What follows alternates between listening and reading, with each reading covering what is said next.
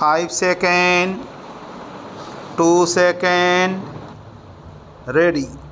Mr. Chairman, sir, I rise to support the demands for grants of the Ministry of External Affairs. Non-alignment and Panchasheel are two basic ingredients of our foreign policy. Since we achieved independence, we had to face so many internal and external pressures, yet we remained firm in our policy. This can be attributed to strong leadership of the party, which has all along been in power at the center except for a brief spell of 2 years. After our independence, under the dynamic leadership of Pandit Jawaharlal Nehru, the role of India in the international sphere was identified, and we always kept ourselves away from the politics of Cold War. There is no gainsaying the fact that Pandit Jawaharlal Nehru was the founder of non-alignment. When he was the deputy chairman of the interim government, it was Pandit Nehru who first gave an idea of non-alignment on 7th September 1946, and in those days the non-alignment movement was considered an affair confined to Tito, Nasir and Nehru only. But Nasir entered the international arena in 1953, and Yugoslavia was aligned towards Soviet Union. This non-aligned movement is not only an ideal policy, but it has played a significant role in the economic and social development of the country. It was very essential for the development of our country and for building economic relations to establish links with both the superpowers. That is why today India is called the chief spokesman of the third world.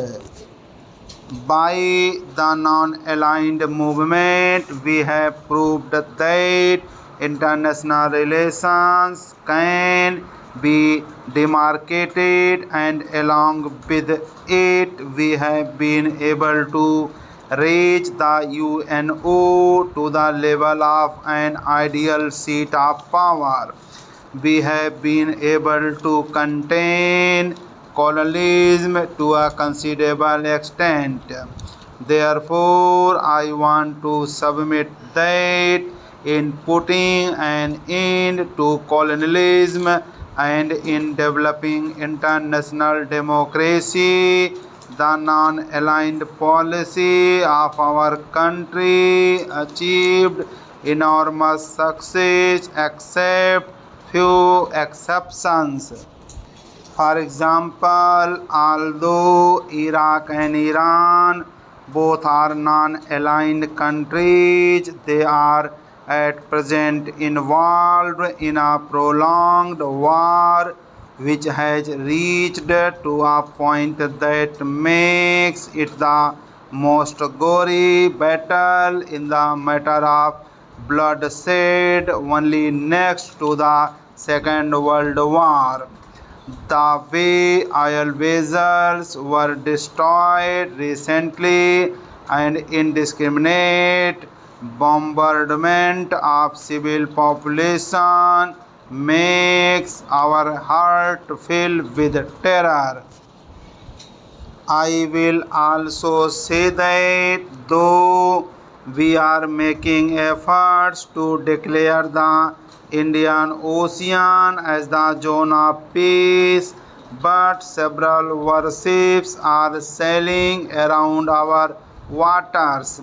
I will say that we have achieved some measure of success, but some exceptions are definitely there.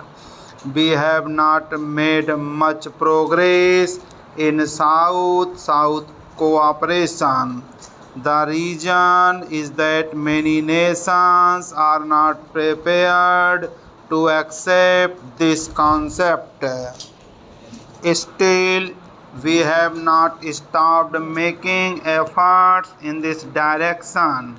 Recently, at the behest of President Julius Nyerere, Sri Manmohan Singh, the renowned economist and deputy chairman of the Planning Commission, was appointed as the Secretary General of the South Commission, and I think that our country will definitely achieve success in this matter as well.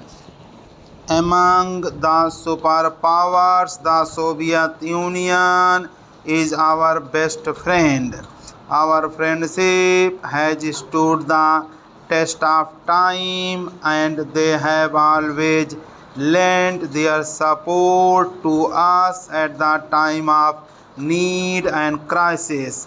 For example, they supported us when we were dragged in wars in 1952, 1965 and 1971, and I want to emphasize that our friendship with Russia has not come in the way of our policy of non-alignment at all. I would also like to submit that in 1971 war, despite our signing a treaty of peace, friendship and cooperation with the USSR, we refused to accept the proposal of Asian Collection Security Scheme as it was against our policy with China.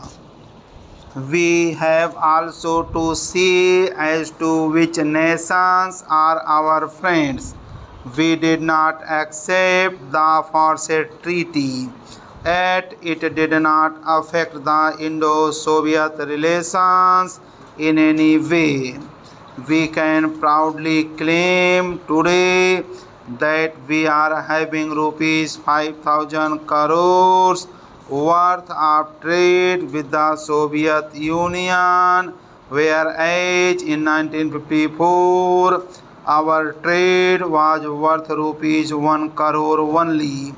Along with it, USSR has given us MiG-29, which were not given even to the nations under the Warsaw Pact. Chairman Gorbachev visited our country in 1986, and Sri Rajiv Gandhi also went there, and this has made our relationship more profound. And Sri Gorbachev, in his speech in Moscow, stated that Indo-Soviet friendship was an important step in maintaining international stability and peace. Insofar as the other superpower USA is concerned, we have many things in common. It also believes in the principles of democracy. We share the same opinion on the issues of democracy, freedom and racial equality.